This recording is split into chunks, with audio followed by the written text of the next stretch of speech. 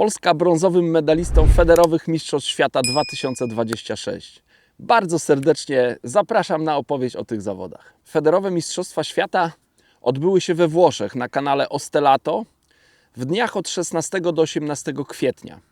Ale wcześniej przez 4 dni wszystkie drużyny miały możliwość odbycia oficjalnych treningów na łowisku. Zanim jeszcze dotarliśmy do Włoch, docierały do nas informacje dotyczące rybostanu na miejscu, na kanale Ostelato i to nie były informacje, które napawały nas optymizmem. Na początku słyszeliśmy, że będziemy mogli jedynie łowić duże, bardzo pojedyncze leszcze. Zawody metodowe, które odbyły się na tym łowisku 2 tygodnie wcześniej, pokazały, jak trudne mogą się okazać te mistrzostwa, bo jak sobie analizowałem wyniki w tych sektorach, to w większości sektorów wygrany miał jedną jakąś większą rybę, nie wiem, kilo, 1,5, 2 kilo, nie wiem, czy był jakiś 3-kilogramowy wynik. 1-2 osoby miały jakieś mniejsze rybki i reszta zawodników w sektorze była na zero, czyli myślę, że jakieś 85% startujących w tych zawodach metodowych nie powąchało nawet ryby w ciągu łowienia. Także byliśmy nastawieni na bardzo trudne wędkowanie, dlatego do treningów podeszliśmy, tak powiedziałbym, bardzo wszechstronnie. Staraliśmy się zarówno rozpoznać to łowisko pod względem możliwości złowienia dużych ryb, jak i możliwości łowienia drobnych ryb. No i tak z dnia na dzień zawężaliśmy kręg poszukiwań i po 4 dniach treningów wyszło nam, że oprócz tych dużych ryb, które występują w łowisku i są bardzo loteryjne, bo można je złowić albo nie, bezpieczniejsze dla nas będzie łowienie drobniejszych ryb, które ustaliliśmy, że najwygodniej się łowi między 15 a 20 metrem na twardym dnie. Nieduże rybki to były tej wielkości leszczyki, czyli takie około 50-100 gramów rybki. Między nimi trafiały się też niewielkie karasie, ale praktycznie na każdym treningu, gdzie ktoś próbował takiego łowienia, miał przyłów w postaci leszczyka, a najczęściej ładnego karasia, więc podczas naszej odprawy takiej końcowej zadecydowaliśmy, że pójście na te grube ryby, postawienie wszystko na jedną kartę dla drużyny jest bardzo ryzykowne i się nie opłaca, bo to będzie oznaczać, że na przykład 3 zawodników osiągnie w sektorze bardzo dobry rezultat, ale jest bardzo duże prawdopodobieństwo, że pozostała 2 albo nie złowi ryby, albo złowi być może jakąś jedną małą rybkę, która i tak da jakieś słabe miejsce w sektorze. Dlatego postawiliśmy na taki, wydawało nam się, pewny wariant łowienia tych niewielkich, średnich rybek, i liczyliśmy na to, że odwiedzą nasze łowisko duże ryby pomiędzy tymi małymi rybkami. Ten nasz plan, myślę, że prawie w 100% wypalił w pierwszej turze, bo ja powiem to ze swojej perspektywy. Wylosowałem stanowisko D2. Sektor D to był sektor, który był oddalony od sektorów ABC. Sektory były tak ustawione, że sektor A, B i C szły ciągiem. Stanowiska były jedno za drugim. Później była, nie wiem ilu, 2-kilometrowa, załóżmy, przerwa, bardzo długa przerwa pomiędzy sektorem C a D i od D1 do końca E też stanowiska szły ciągiem, więc moje stanowisko D2, można było powiedzieć, było preferencyjne, bo byłem tak jakby drugi od rozpoczęcia. Byłem bardzo dobrze nastawiony do tego łowienia. Wybrałem sobie do łowienia odległość 15 metrów właśnie na te małe ryby, około 45 metra taki średni dystans, bo z tego dystansu też się trafiały większe ryby, oraz miałem też przygotowane wędzisko do łowienia dużych ryb pod przeciwległym brzegiem. O tym łowieniu pod przeciwległym brzegiem powiem później, bo tam też miałem swój epizod podczas tych zawodów, więc do tego wrócę. Na razie skupię się na łowieniu tym około 15 metra, bo to była nasza główna strategia na pierwszy dzień. Ten sposób łowienia na ostatnim treningu przetrenował Bartek Kacprzak i z tego był bardzo dobry wynik na tym ostatnim treningu, więc postanowiliśmy, że zastosujemy go podczas zawodów.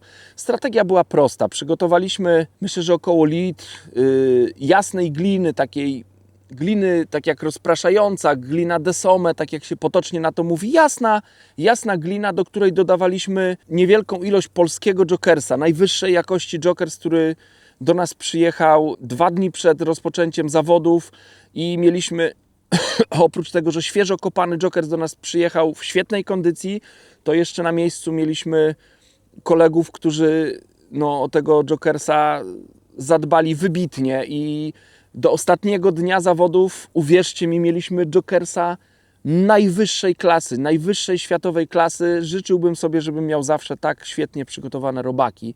Więc tutaj na marginesie ludziom odpowiedzialnym za przywiezienie czy za przygotowanie robaków wielki szacunek, wielkie podziękowanie, bo to miało ogromny wpływ na to, co się wydarzyło podczas tych zawodów.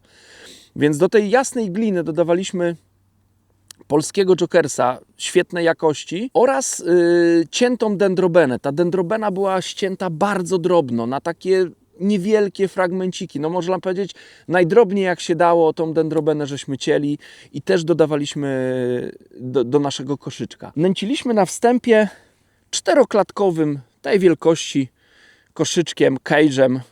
Ja używałem 20-gramowego cage'a Prestona. 3 takie koszyczki, 2 na dno, trzeci po wpadnięciu do wody zrywałem, żeby powstała chmura z tej gliny jasnej i z tego jokersika. I to było nasze wstępne nęcenie właśnie na tą bliską linię. Początek zawodów dla mnie był, no chyba mogę powiedzieć, świetny. Zarzuciłem zestaw, już jakieś miałem wskazania, ale nie mogłem zaciąć ryby. Koledzy na treningu wytypowali, że do łowienia tych niewielkich rybek potrzebne są bardzo małe haczyki na cienkich żyłkach. Bardzo małe, czyli haczyki 19, 20, być może 18, ale na żyłce takiej 0,9-0,8 mm. Cienko, delikatnie, mała przynęta. I ja od tego zacząłem. Wędzisko Supera X Super Light 10-stopowe z hybrydową szczytówką Tomka Drewniaka, plecionka 0,12, na sztywno z króciutką skrętką i właśnie ten delikatny haczyk, jedna ochotka. Zarzuciłem zestaw. Branie miałem natychmiast, co mnie bardzo zdziwiło, bo podczas treningów najczęściej łowiłem 3 ryby w ciągu całych 5 godzin. A tutaj już w pierwszym zarzucie miałem jakieś branie, to branie spudłowałem, później miałem rybkę, ta rybka mi spadła zaraz po zacięciu, po trzecim braniu wykorzystałem to branie, złowiłem rybę, więc miałem w miarę szybko rybę w sektorze. Później znowu spudłowałem branie i ta skuteczność moja mi się nie podobała, więc odłożyłem ten zestaw i wziąłem drugą wędkę, a tam miałem przygotowany taki, można powiedzieć, po swojemu przygotowany zestaw. Haczyk numer 14, model N20, na żyłce 0,13. Taki, powiedziałbym, dosyć chamski zestaw jak na łowienie takich małych rybek. Natomiast mnie się wydawało, że ten duży haczyk tak nie do końca tym rybom przeszkadza, a dzięki temu, że haczyk jest duży, no ryba jak połknie przynętę, to ma większy problem, żeby ten haczyk wypluć, bo on jest cięższy. Założyłem 3 czy 4 ochotki, już nie pamiętam. W pierwszym zarzucie miałem branie, złowiłem leszczyka, w kolejnym złowiłem leszczyka i ten haczyk się świetnie sprawdzał, mój zestaw się świetnie sprawdzał. Miałem brania praktycznie co zarzut, to wyciągałem rybę, więc to łowienie było dla mnie wprost niesamowite. Ja na żadnym treningu nie miałem tego wariantu takiego właśnie z tą jasną gliną, więc jak dostałem to na zawody, to no trochę byłem taki jak pies zerwany ze smyczy, bo rozpoczęło się świetnie. Widziałem, że w większości sektora i docierały do mnie informacje od mojego bankranera, że na razie jest bardzo słabo w sektorze, większość ludzi nie ma ryby, a ci co mają to jakieś niewielkie rybki. Koło mnie Niemiec jedynie miał bardzo dużego leszcza w pierwszym zarzucie, no ale poza tym było słabo, więc ja tymi drobnymi rybkami starałem się go gonić. I szło mi naprawdę to łowienie nieźle. Po kilku tych drobnych rybkach wzięła większa ryba, karaś taki, nie wiem, z 800 gramów powiedzmy, więc świetny bonus pomiędzy tymi małymi rybkami. Dzięki temu, że miałem mocny zestaw, mocny przypon, duży haczyk, pewnie tą rybę wyholowałem. Dołowiłem troszkę jeszcze tych małych leszczyków, później dołowiłem leszcza takiego ponad pół kilo pomiędzy tymi rybami, więc to łowienie szło u mnie świetnie. Świetnie też szło w innych sektorach, tak jak docierały do mnie informacje, to Marcin Kurzepa miał świetny start. W pierwszym zarzucie złowił ponad kilogramowego, nawet słyszałem, że 1,5-kilogramowego karasia, więc olbrzymią rybę na start. Do tego regularnie też doławiał leszczyki. U Remka też było nieźle, bo też doławiał leszcze, te leszczyki nieduże. Bartek Kacprzak dosyć późno zaczął odławiać, ale później też narzucił dobre tempo i też tam to łowienie było dobre.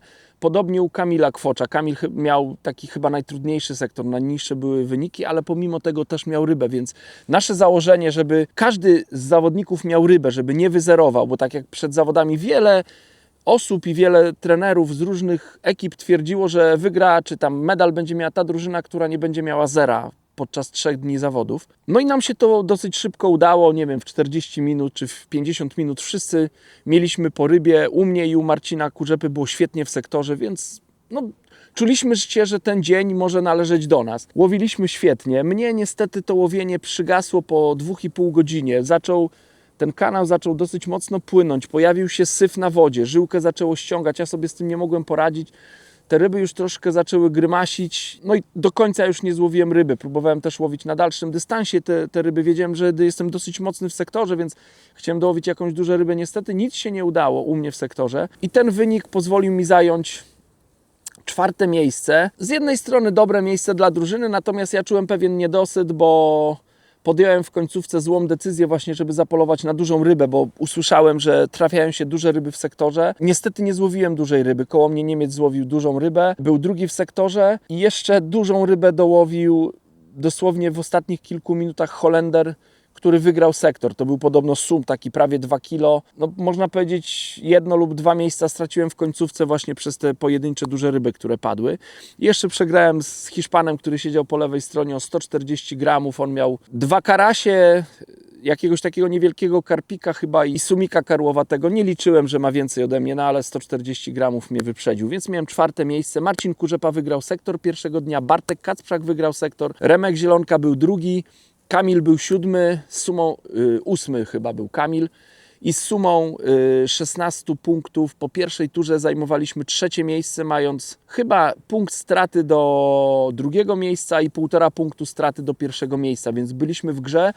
Za nami już ponad 20 punktów mieli Niemcy i Holendrzy, więc to były... Ja po pierwszej turze powiedziałem, że spośród tej 6 3 drużyny będą miały medal i się nie pomyliłem, bo rzeczywiście tak później było. Więc po tej pierwszej turze byliśmy bardzo zadowoleni, bardzo pozytywnie nastawieni do tego łowienia.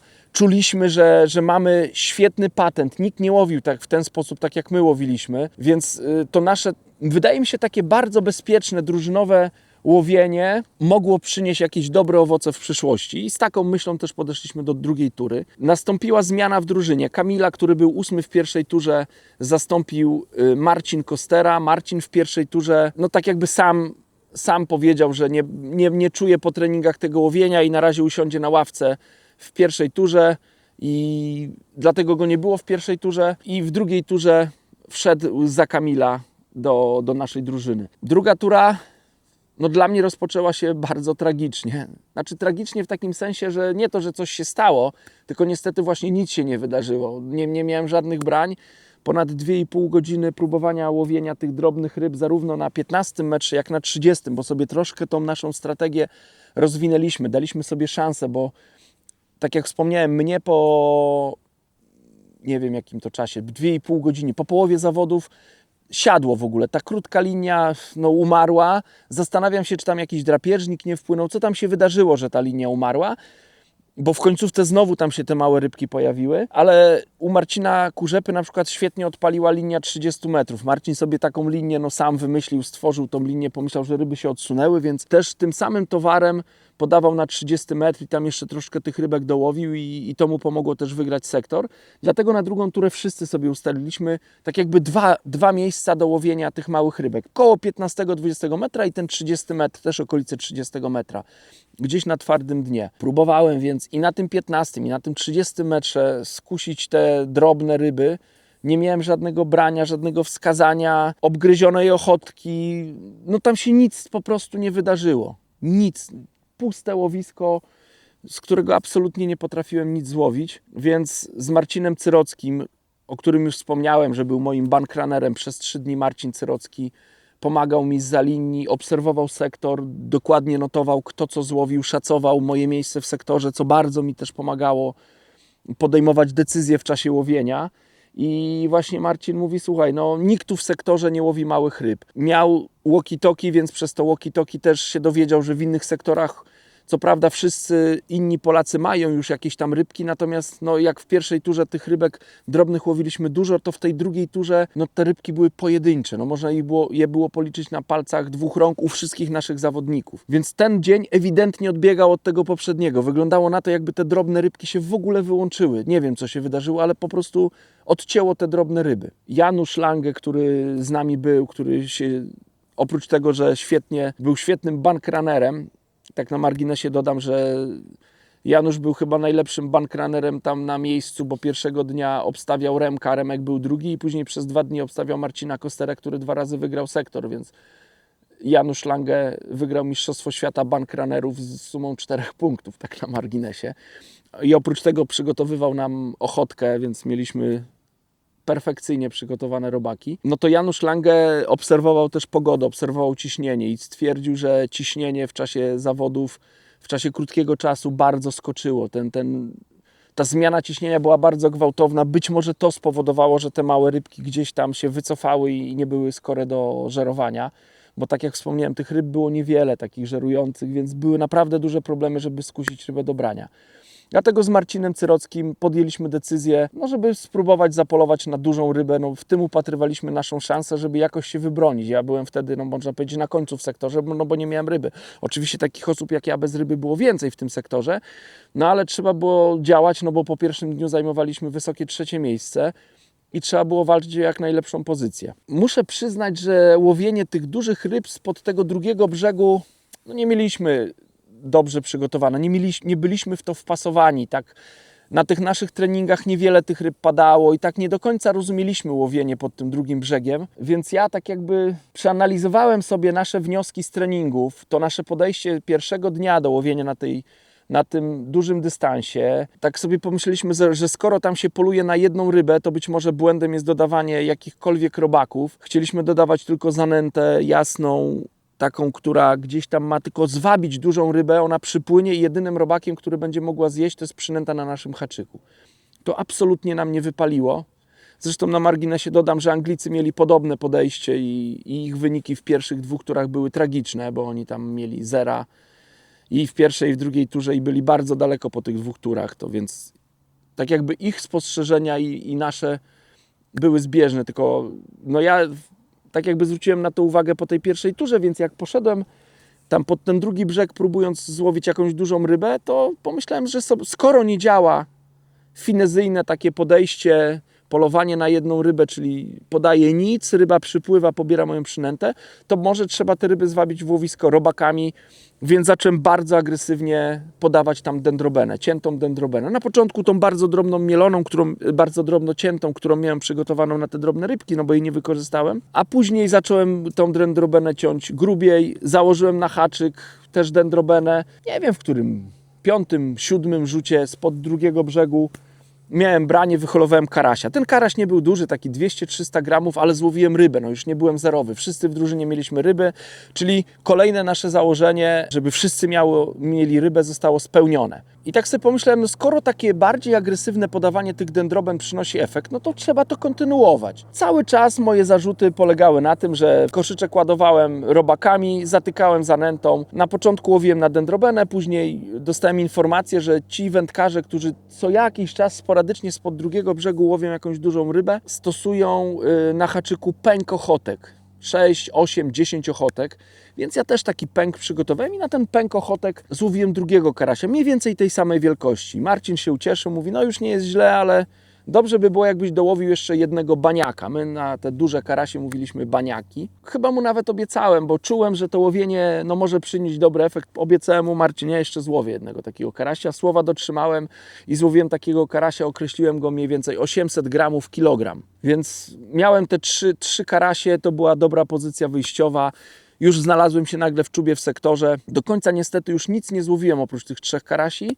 Natomiast niestety ludzie w sektorze znowu jakieś 2 większe ryby wpadły i z sąsiadami też jakieś o niewielkie gramy przegrałem, czy tam ponad 100 gramów przegrałem. I może nie z bezpośrednimi sąsiadami, ale ludźmi w zasięgu wzroku i zakończyłem tą turę na 5. miejscu. Ale biorąc pod uwagę to, że przez ponad pół tury byłem na 0, to był dla mnie świetny wynik. Bardzo się z tego cieszyłem, bo wyszedłem z opresji i miałem w głowie taką myśl, że być może jest sposób na te większe ryby spod drugiego brzegu. Co prawda ten sposób przyniósł 3 ryby, ale przyniósł w takim czasie, gdzie inni wędkarze już raczej nie łowili tych dużych ryb. Więc też taką dobrą nadzieję miałem, że oprócz tych drobnych rybek mamy już jakiś punkt zaczepienia dotyczący łowienia tych większych ryb. Świetnie poszło Marcinowi Kosterze. Ja się śmiałem, że po pierwszej turze wyciągamy asa z rękawa, a ten as z rękawa okazał się jokerem, bo Marcin Kostera pewnie wygrał swój sektor, miał kilka leszczyków i pomiędzy tymi leszczykami dołowił jeszcze wielkiego 3-kilogramowego cefala który mu pozwolił z łatwością wygrać sektor. Więc Marcin był pierwszy w sektorze, ja byłem 5. Niestety reszcie naszych kolegów no nie poszło już tak dobrze, nie udało się dołowić żadnej większej ryby i skończyliśmy jeszcze z 9 i 11,5 punktu. Więc po 2 turach spadliśmy o 1 miejsce i znaleźliśmy się na 4. miejscu, ale ze stratą 6 punktów do Litwinów, którzy byli na 4. miejscu, z dużo większą, kilkunastopunktową stratą do Holendrów, którzy byli na 2. i do Niemców, którzy byli na 1. miejscu. Wydawało się, że te pierwsze 2 ekipy są poza zasięgiem, one będą między sobą się bić o złoto, natomiast my jesteśmy tuż za plecami Litwinów i no, oni muszą się z nami liczyć, że w walce o ten brązowy medal. Za nami były inne reprezentacje. Ja tak powiem szczerze, czułem, że po tych 2 dniach na medal mają szansę tylko 4 drużyny. Więc 3 medale były do podziału, 4 drużyny uczestniczyły dalej w grze. No i miała nastąpić 3. tura. Gdy spotkaliśmy się po tej 2. turze, no to muszę przyznać, że nastroje w drużynie nie były zbyt dobre. Widziałem, że koledzy byli tacy troszkę, nie chcę powiedzieć, że podłamani, ale tacy widzę, że zeszło troszkę powietrze po tym takim entuzjastycznym przyjęciu wyników 1. tury, takim no, dobrym napompowaniu atmosfery po tym świetnym naszym drużynowym wyniku w 1. turze, po tym takim troszkę kopniaku w nabiał w 2. turze. No to widziałem, że tak już troszkę morale opadło, więc starałem się też zmotywować chłopaków, że to jest dopiero 2/3 naszej wędrówki, naszego biegu i trzeba dać siebie wszystko, żeby jeszcze w tej ostatniej turze coś z siebie wykrzesać. Przekazałem swoje informacje na temat łowienia pod drugim brzegiem, swoje przemyślenia właśnie a propos tych dendroben, że to jest bardzo ważne, żeby te dendrobeny tam podawać, żeby łowić być może na dendrobeny, a być może na pękochotek, że bardzo ważna jest wielkość haczyka, żeby zastosować duży, mocny haczyk i grubą w miarę żyłkę, że jak tam się zatnie grubą rybę, czy dużą rybę, żeby była szansa wyholowania tej ryby, nie wiem, z 75 czy ponad 80 metrów, tak jak w niektórych sektorach trzeba było zarzucić zestaw. Tam sprzęt musiał być bardzo mocny. Bardzo się cieszę, że koledzy wzięli do serca tak jakby moje spostrzeżenia i przygotowali się na takie łowienie i do tej ostatniej tury jakoś ja też podchodziłem ze spokojem. W ogóle tak też dodam na marginesie, że cały pobyt we Włoszech, od momentu jak ja tam dotarłem na miejsce, jak zobaczyłem te wiejskie tereny, bo tam ten rejon to jest taki dosyć, taki rolniczy bym powiedział obszar, wioseczki, pola, dużo sadów, maszyny rolnicze, no taki wiejski klimat. W ogóle mieszkaliśmy też w spokojnym takim miejscu na takiej farmie, gdzie no, mieliśmy komfortowe warunki do przygotowywania robaków, zanęty, na odprawy mieliśmy altankę, dużo miejsca do przygotowania wędek. No, to wszystko takie bardzo przyjazne wędkarzowi. Nie było takich elementów, które by nas rozpraszały. Nie wiem, jakiś parking hotelowy, na którym tam, nie wiem, no nie można wyrzucić robaka, czy nie można rozlać wody, czy parkuje auto koło auta, nie ma jak otworzyć samochodu, żeby wyjąć rzeczy ze środka i tak dalej, i tak dalej. Tutaj no, mieliśmy przestrzeń i czas, i pogodę, żeby się zajmować tym sprzętem tak, jak chcieliśmy. I to łowisko takie, mimo że bezrybne, ale piękne, bardzo przyjazne dla wędkarzy takich sportowych, dojazd pod każde stanowisko, bardzo komfortowy, pełno gęsi dzikich, które tam nad nami latały albo chodziły po brzegu z malutkimi gąskami. No to wszystko tak tworzyło taki bardzo, bardzo pozytywny klimat i ja byłem od początku dobrze nastawiony i też tak dobrze podszedłem do tej 3. tury, jeszcze przed 3. turą. Wcześniej byłem na stanowisku. Od Marcina Kostery dostałem troszkę haczyków takich malutkich na te właśnie drobne rybki. Sobie jeszcze tam 6 haczyków przed turą zawiązałem, żeby być gotowym jeszcze na takie skrajnie delikatne łowienie. I do tej tury przystąpiłem bardzo pozytywnie. Zanęciłem nie 15 metr, tak jak poprzednio, tylko 19, bo wydawało mi się, że dno tam jest lepsze. I wyobraźcie sobie taki scenariusz. Jest sygnał, wolno łowić, ja już mam przygotowany zestaw. Na haczyku znajdują się 3 ochotki. Zarzucam zestaw, ustawiam wędzisko, obserwuję to, co się dzieje i po 2 minutach następuje piękne branie. Zacinam i czuję, że po drugiej stronie wędki mam rybę taką, której nie złowiłem przez wszystkie treningi i w żadnym dniu zawodów tak dużej ryby nie miałem. No mam naprawdę olbrzymią rybę. Mam w ręku wędkę Supera X Super Light do 30 gramów. Zestaw trochę zmodyfikowałem za poradą Marcina Kurzepy.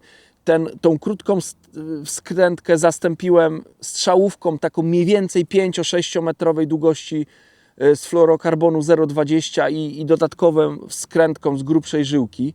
Więc ten odcinek tej strzałówki służył jako taki dodatkowy amortyzator. Miałem też chyba troszkę nosa, bo postanowiłem, że pierwszy zarzut nie wykonam zestawem czy wędką, którą miałem przygotowaną do łowienia tych malutkich rybek z delikatnym haczykiem od Marcina Kostery i z cieniutką żyłką 0,08 na końcu. Tylko wziąłem ten mój zestaw, o którym wspomniałem na początku, czyli żyłka 0,13, Reflo Power, haczyk 14N20, 3 ochotki na haczyku. Więc jak zaciąłem tą rybę, to wiedziałem, że to jest tylko kwestia czasu, że tą rybę wyciągnę. Walczyła bardzo ostro, naprawdę zastanawiałem się, co to może być za ryba. Normalnie na tej linii łowiliśmy albo karasie, albo leszcze. Ta ryba nie walczyła ani jak karaś, ani jak leszcz. Walczyła inaczej. Ta walka była taka bardzo energiczna. Czułem bardzo mocne szarpnięcia tej ryby od jazdy. Od razu jak ją zaciąłem, poczułem, że duża ryba, to wędkę cofnąłem do klipsa, zdjąłem klip, żeby gdzieś tam ta ryba nie odjechała. Mówię, może karp tutaj blisko podszedł, może sum. Zastanawiałem się, czy nie mam suma, bo jak się przygotowywałem do tury, to między mną a Włochem widziałem w wodzie spławił się sum. Wielki ogon suma takiego, nie wiem, ponad metr na pewno. Więc zastanawiałem się, czy to nie tego kalibru rybę mam na końcu zestawu. Ryba zaczęła odjeżdżać, przy brzegu miałem siatkę swoją, takie kołki wbite i zaczęła tam, próbowała w te kołki. Miałem taki brzeg przed koszem jeszcze, tam się nie dało kosza ustawić, ale stopę mogłem ustawić, więc tak troszkę wyszedłem przed kosz, rękę przed siebie i tą rybę udało mi się z tamtych zaczepów odciągnąć. No i przy podbieraku do powierzchni wyszedł piękny złoty leszcz, którego podebrałem bardzo szybko. Jak go wziąłem do ręki, to do Marcina powiedziałem, mam 2 kilo w siatce i tak się rozpoczęła dla mnie 3. tura zawodu, więc ja już byłem ustawiony na samym początku łowienia. Marcin po chwili mi przekazał informację, że u Marcina Kostery był identyczny początek. Marcin złowił około 1,5 kilogramowego leszcza, już też ma go w siatce, więc wiedzieliśmy, że już w 2 sektorach jest super. W innych sektorach było troszkę gorzej, natomiast i Kamil, który zastąpił Bartka Kacprzaka, złowił jakąś rybę i Remek też jakąś drobną rybę złowił, więc wszyscy mieliśmy jakąś rybę. Największy problem był u Marcina Kurzepy. Marcin Kurzepa był w tym sektorze, w którym ja byłem dzień wcześniej. Ja byłem na stanowisku 13, Marcin był na stanowisku 15. I tam był, tak jak wspomniałem, duży problem ze złowieniem tej małej ryby. Marcin nie mógł nic złowić. Ale wykorzystał swój taki wędkarski instynkt, miał stanowisko przy takim wielkim drzewie i zauważył, że pod tym drzewem jakaś taka ławica uklei jest, więc przygotował 2,5-metrowy przypon i bez żadnego nęcenia po prostu próbował tylko gołą przynętą skusić, taką gołą opadającą przynętą skusić do brania tą rybkę jedną z tej ławicy. Udało mu się złowić uklejkę, więc zapunktował i mogliśmy przejść na polowanie na grube ryby. Przez długi czas tam ta sztuka Marcinowi się nie udawała, więc tam była tylko jedna uklejka i na początku to nie było tak źle, ale później pojawiały się większe ryby, więc tam troszkę było nerwówki. U mnie do końca tury nie nastąpiło żadne branie. Nie miałem brania, nie miałem wyssanych robaków, nie miałem sygnalizacji. Raz może miałem jakieś tam wskazanie pod tym przeciwległym brzegiem, ale nie udało mi się złowić żadnej ryby. Nie miałem wyraźnego brania takiego, żeby tą rybę zaciąć. Takie gdzieś domniemanie obcierki. Jak po turze podszedłem do Włocha, który wygrał ze mną 130 gramów, po prawej stronie stał, to mi jeszcze pogratulowałem mu, bo to te 130 gramów więcej to było 2. miejsce w sektorze. Ja byłem 4. Pogratulowałem mu wyniku. To mi powiedział, że jeszcze miał branie spod tamtego drugiego brzegu. Jakaś ryba urwała mi przypon. Ja mówię, ojejku, to ja ci zazdroszczę, bo ja spod drugiego brzegu nie miałem nawet dotknięcia, nawet wskazania, nic się nie działo. Włoch mi powiedział, bo ty miałeś słaby brzeg. Tam też trzeba było mieć troszeczkę szczęścia do tego drugiego brzegu, żeby nie trafić takiego gołego, prostego brzegu, tylko żeby coś tam w tym brzegu się działo, żeby było takie schronienie dla tej ryby. One tam odskoczyły i tam się czuły bezpieczne, czyli jakieś krzaki zwieszające się nad wodą, jakieś drzewko, cień z gałęzi, jakieś takie kępka trzcin, taka dziurka w trzcinach. To było coś, gdzie trzeba było podać zestaw i liczyć na branie tej dużej ryby. Ja niestety czegoś takiego nie miałem. Dobrze też było, żeby dno w pobliżu tego drugiego brzegu, bo łowiliśmy tam, nie wiem, 2 metry, metr pod przeciwległym brzegiem, to też wskazane było, żeby to dno było czyste, żeby ta przynęta, która tam spadnie na to dno, żeby ona była dobrze widoczna. Ja niestety nie miałem dobrego dna. Parę razy jak tam właśnie próbowałem wyciągnąć zestaw, to czułem, że mam jakiś zaczep, po jakimś zaczepie wyciągam ten zestaw, więc nie dość, że brzeg sam w sobie nie był ładny, to jeszcze oprócz tego na dnie jakieś tam śmieci były, które myślę, że przez większość czasu gdzieś tam ukrywały moją przynętę i ta przynęta nie była atrakcyjna dla ryb. Ale mimo wszystko świetny wynik, 4. miejsce, tak jak mówię, przegrałem 2 o 130 gramów, 3 o 120 gramów, tak było u mnie w sektorze, ale zawsze to jest przegrana. I tak świetny wynik dla drużyny. Nasz joker, o którym wspomniałem, Marcin Kostera, nie spoczął na laurach po tym pierwszym leszczu. Za pół godziny później dołowił drugiego takiego samego leszcza, czy godzinę później dołowił takiego samego leszcza. Oprócz tego miały chyba jeszcze ze 2 czy 3, czy może nawet 4 mniejsze leszczyki i znowu pewnie wygrał sektor, więc mieliśmy 1, 4. Remek miał branie z dużej odległości. Bardzo się cieszę, mam z tego ogromną satysfakcję, bo Remek wziął ode mnie haczyki, przygotował haczyki, przypony, tak jak ja zasugerowałem, duży haczyk. Zresztą podziękował mi po turze, zadedykował tą rybę dla mnie, więc ja się bardzo z tego cieszę, jestem z tego dumny. Miał branie karpia, pewnie je zaciął, pewnie karpia wyholował i ta ryba dała, oprócz jeszcze tam drobnej rybki, którą wcześniej złowił, dała mu 3. miejsce w sektorze, więc mieliśmy z 3 sektorów 1, 3 i 4.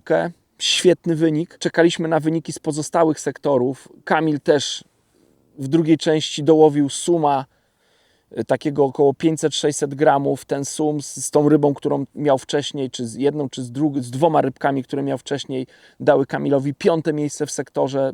Kolejny świetny wynik dla drużyny i największe nerwy chyba tego dnia miał Marcin Kurzepa, który, tak jak mówię, długo nie mógł złowić ryby, złowił uklejkę, ale później zaczęły padać większe ryby i ta uklejka dawała odległe jakieś miejsce w sektorze. Wyprzedziłby zaledwie kilku ludzi, którzy byli bez ryby. I na tej odprawie, którą zrobiliśmy sobie dzień przed, dosyć długo rozmawialiśmy, wspominaliśmy o tym, żeby walczyć do ostatniej minuty, żeby się nie poddawać do ostatniego zarzutu, żeby cały czas wierzyć. Ja wspominałem Marcinowi, że w tym sektorze ja pierwszego dnia straciłem 1 albo 2 miejsce właśnie przez to, że ludzie w ostatniej chwili złowili dużą rybę.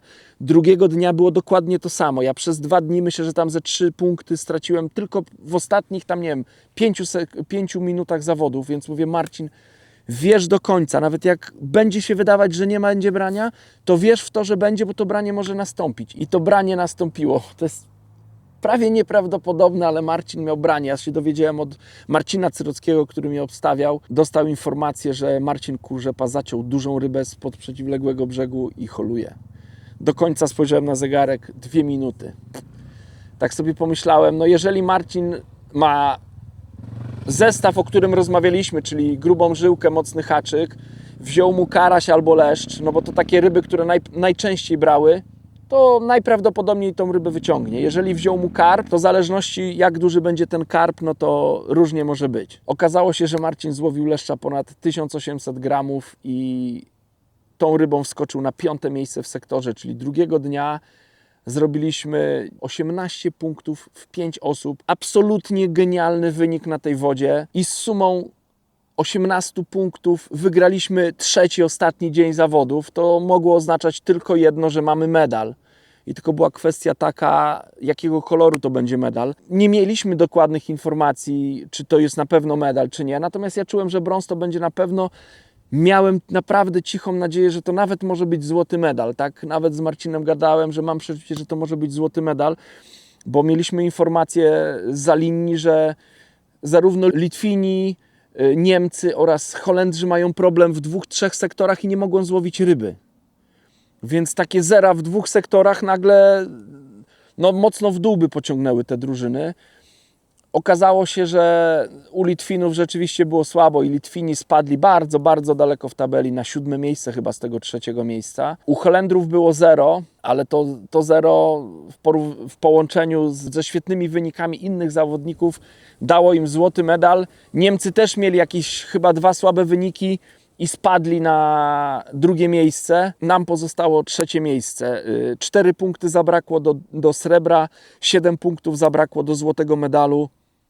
Dużo i niedużo, ale zdobyliśmy historyczny medal dla Polski. Pierwszy medal w federze klasycznym dla Polski. Nigdy taka sytuacja nie miała miejsca. Polska drużyna kilka razy już była blisko medalu. W Belgii kilka lat temu, rok później w Serbii. Tam to były 2 takie mistrzostwa, gdzie tam naprawdę było bardzo blisko medalu zarówno drużynowego, jak i indywidualnego Remka Zielonki. Remek skończył na 4. miejscu, przegrał w samej końcówce z zawodnikiem, który był zawodnikiem wyrównującym i stracił złoty medal wtedy. To też tak na marginesie dodaję, więc ta passa do tej pory Polakom nie sprzyjała, a tutaj w tej trzeciej turze, bo zawody od tego roku były 3-turowe, pokazaliśmy, że umiemy wyciągać dobre wnioski z naszego wędkowania i potrafimy walczyć do końca i udało nam się zdobyć brązowy medal, z czego jestem bardzo dumny i muszę powiedzieć, że ten medal, mimo że brązowy, to ja mam takie troszkę odczucie, on dla mnie waży tak jak złoty i czuję, że to jest coś wyjątkowego. Czuję, że naprawdę wykonaliśmy kawał dobrej roboty, że z tych treningów, które były bardzo trudne, takie mało rybne, potrafiliśmy wyciągnąć fajne wnioski, potrafiliśmy się ze sobą dogadać, ustalić wspólną taktykę. Tą taktykę realizowaliśmy podczas 3 dni zawodów i to było piękne. Na potwierdzenie tego chciałbym wspomnieć o naszych wynikach indywidualnych. One nie są tutaj najważniejsze, bo nikt z nas nie zdobył medalu. Może najbliżej był Marcin Kostera, który zrobił 2 jedynki. Niestety w pierwszej turze nie startował, bo nie wiadomo, co by było. Wyobraźnia może tylko podpowiadać, jakiego koloru mógłby mieć Marcin medal. Ale tak się nie stało i ja spoglądam na takie łowienie zawodnicze na Mistrzostwach Świata przez pryzmat właśnie drużyny. Medale indywidualne to są medale, które jest bardzo trudno zdobyć i do których trzeba mieć bardzo dużo szczęścia. Natomiast medal drużynowy jesteśmy w stanie wypracować będąc jednością, będąc drużyną, która świetnie ze sobą współpracuje, która realizuje założenia i wtedy można sięgać po najwyższe cele. I te zawody, myślę, to potwierdziły. Ja przez 3 dni zawodów zgromadziłem 13 punktów. Remek Zielonka zgromadził tych punktów 14. Marcin Kurzepa 15. My we 3 to byliśmy zawodnicy, którzy łowili we wszystkich 3 turach, więc jak zerkniecie na wyniki, jesteśmy najwyżej sklasyfikowani. Natomiast ja bym na to tak nie patrzył, bo to nie o to chodzi. To, co wspomniałem, jesteśmy drużyną. I ja sobie policzyłem punkty zawodników tych, którzy startowali w 2 turach. Bartka punkty Kamila Kwocza i punkty Marcina Kostery. Jak zsumowałem te punkty i podzieliłem na 2, czyli tak jakby na zawodników, którzy by startowali w tych turach, 2 zawodników, którzy by startowali, to się okazało, że te punkty też wynoszą około 14, co pokazuje 13, 14, 15 i ci rezerwowi do kupy podzieleni na 2 też zrobili 14 punktów. Pokazuje to, jak świetną drużynową robotę wykonaliśmy. To pokazuje o sile tej drużyny. Wystarczyło, że każdy z nas średnio był 4, nawet sobie wyliczyliśmy przed zawodami, ja powiedziałem, jak każdy będzie 5 w sektorze każdego dnia, to będziemy mieli medal i się nie pomyliłem i tak by było tutaj. Zrobiliśmy coś lepszego, bo nie mieliśmy 75 punktów, tylko niecałe 70, czyli jeszcze troszkę poprawiliśmy te nasze takie, powiedzmy, założenia przed zawodami. I to dało świetny wynik. Myślę, że ten wynik jest obiecujący na przyszłość. Ja myślę, że ta drużyna ma jeszcze duży potencjał i wierzę w to, że będziemy się wspinać po tym podium. Na razie jesteśmy na najniższym stopniu. Przez ostatnie lata gdzieś tam polska kadra pukała właśnie, żeby na to podium wskoczyć.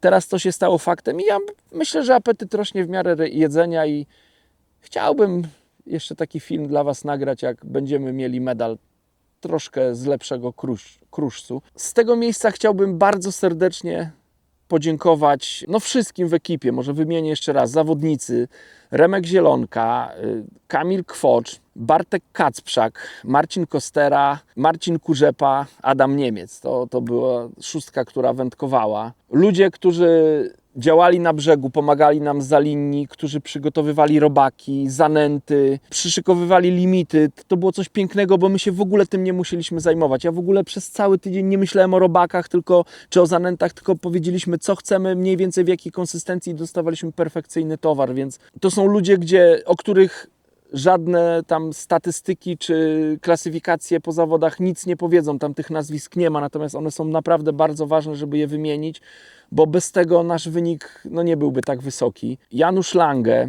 Tomasz Drewniak, który oprócz tego, że pomagał jako kapitan reprezentacji czy menadżer, który zajmował się logistyką, przygotowywał też dla nas na miejscu, też modyfikował nasze szczytówki. Franek Drewniak, Darek Forysiuk, Paweł Korniluk, Marek Stachurski, Marcin Cyrocki, Michał Jałowiecki oraz Bartek Imieliński, który jechał z nami na te mistrzostwa. Niestety w trakcie drogi dostał smutną informację i musiał wracać do domu. Więc te osoby były najbardziej zaangażowane w cały ten nasz wyjazd. Mistrzami świata zostali Holendrzy, drudzy byli Niemcy, Polacy zajęli 3. miejsce. W kategorii indywidualnej zwyciężył Benny Mertens, Belg, który już kiedyś był mistrzem świata, łowiąc leszcze i tutaj też łowił leszcze, został mistrzem świata. Drugie miejsce Jens Dirksen. Jens to jest ten zawodnik, o którym wspomniałem, że pierwszego dnia w pierwszym rzucie złowił leszcza koło mnie, po prawej stronie stał w pierwszej turze, w pierwszym rzucie złowił dużego leszcza, później jeszcze dołowił 2 ryby i był drugi w sektorze u mnie. Trzeci Frank van der Schaft, mistrz świata też w federze z 2019 roku z RPA. Tym razem brązowy medal, też w pierwszej turze łowił ze mną. To jest ten Holender, który w ostatnie tam 5 minut dołowił tego 2-kilogramowego suma. Także taka trójka indywidualnie. Kilka słów o sprzęcie i koszyczkach i przyponach, które używałem podczas tych zawodów. Wymienię 2 wędziska, tak jakby 2 zestawy, bo myślę, że one są kluczowe i te zestawy dały mi najwięcej ryb. Pierwszy zestaw to jest zestaw do łowienia na tym 15-20 metrze, o którym wspomniałem. Wędzisko Supera X Super Light do 30 gramów ze szczytówką Ultra Light lub Sensitive od Tomka Drewniaka, szczytówką hybrydową pokazującą najdelikatniejsze brania. Na szpuli kołowrotka plecionka Absolute Feeder Braid Prestona o średnicy 0,12. Do tego strzałówka z fluorokarbonu 0,20 mm. Na końcu skrętka z fluorokarbonu 0,35 mm, więc taka dosyć sztywna skrętka. Krótki Federlink 2,5 cm na plecionce i to wszystko. Jeśli chodzi o przypony, to zarówno przypony haczyki wielkości 18 do 20 na żyłce 0,9-0,8, ale większość ryb złowiłem na haczyk 14 N20 na żyłce 0,13. Tutaj blisko nawet łowiąc te małe ryby. Koszyczki.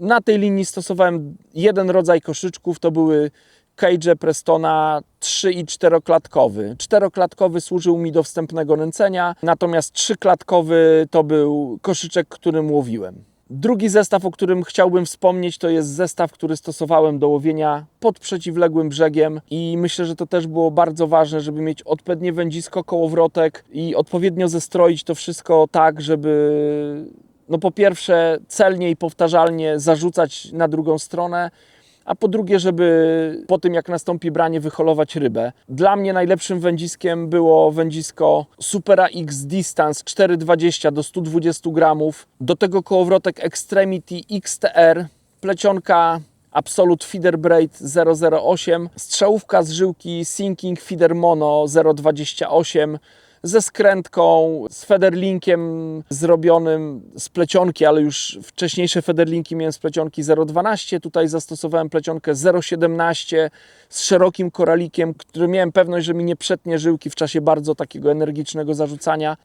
Skrętka zakończona szybko z łączką, przypon z żyłki 0,13 Reflo Power, więc mocna żyłka, do tego haczyk N20 numer 14. I to był zestaw, w którym pewnie mogłem holować ryby z największej odległości, którym mogłem posyłać zestaw też na te duże odległości. W wędzisku miałem zamontowaną szczytówkę o ugięciu 4 uncji, więc też dosyć mocna szczytówka. I to byłoby na tyle. Może jeszcze wspomnę o koszyczku, bo na tej dużej odległości używałem tylko jednego modelu koszyczka. Open Window, zabudowany koszyczek, czyli koszyczek Solid, 60-gramowy, wielkość M. W imieniu własnym, jak i w imieniu wszystkich członków naszej drużyny chciałbym bardzo serdecznie podziękować naszym sponsorom. Oczywiście Polskiemu Związkowi Wędkarskiemu, który w głównej mierze sfinansował ten wyjazd, ale także sponsorom, którzy też dorzucili bardzo dużą cegiełkę do tego wyjazdu. FRB, Filocha, Prokarm, Górek oraz Poland Fishing. Bardzo serdecznie dziękujemy za wsparcie. Na marginesie dodam, że za rok są zawody w RPA, więc jeżeli ktokolwiek chciałby wspomóc polską reprezentację w Federze, bardzo serdecznie zapraszamy do współpracy. Jesteśmy chętni, żeby loga danej firmy też mieć na swoich koszulkach i godnie je reprezentować na arenie międzynarodowej. Do RPA co prawda jeszcze troszkę czasu pozostało, natomiast wiem, że ten wyjazd należy przygotowywać dużo wcześniej, więc być może ktoś się trafi. Nie musi być to osoba czy firma z branży wędkarskiej. To jest nasze trofeum, które wywalczyliśmy we Włoszech i z którego jesteśmy bardzo dumni. Ja już na sam koniec bardzo serdecznie dziękuję wszystkim osobom, które trzymały za nas kciuki, dobrze życzyły, dobrze myślały, komentowały i zaangażowały się w ten nasz start na tych mistrzostwach. Bardzo serdecznie Wam dziękuję. Dużo to dla nas znaczy i bardzo dużo też pomaga. Wam bardzo serdecznie dziękuję, że byliście do końca i do zobaczenia w następnym filmie.